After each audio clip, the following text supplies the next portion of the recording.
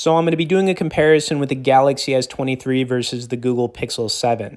Now, I've said this before, I think these Google phones are probably some of the best mid-range phones you can buy. You know, back when they released the Google Pixel 6, it was a complete redesign and revamp from everything they've released to this point. In the Google Pixel 7, it's got a really nice design.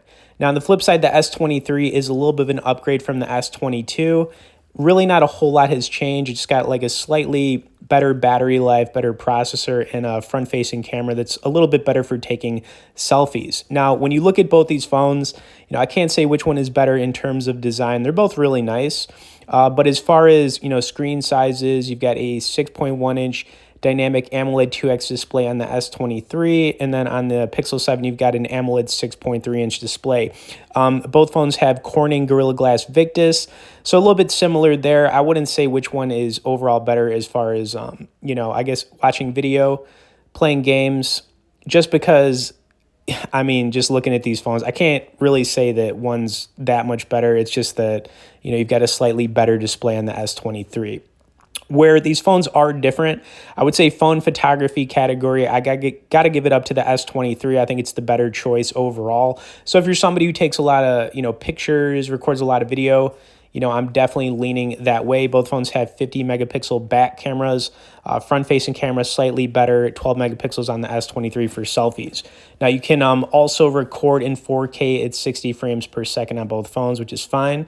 Another category I would say is significant is the battery life on these phones. Now, they're pretty close as far as battery sizes, but you do have a 4355 mAh non-removable on the Pixel 7.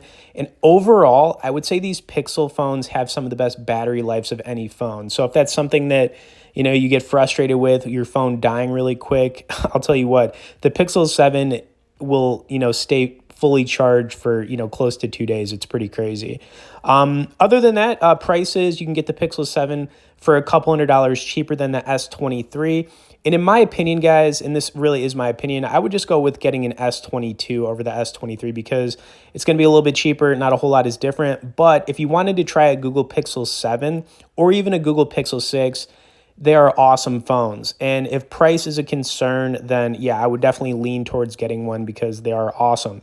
The last thing I forgot to mention is processors on these phones. You've got the newest Snapdragon 8 processor on the S23. Then you've got the Google Tensor G2 chip on the Pixel 7. And after running some speed tests over the last couple of days, you know, just using these phones, personally, you know, couldn't really tell much of a difference.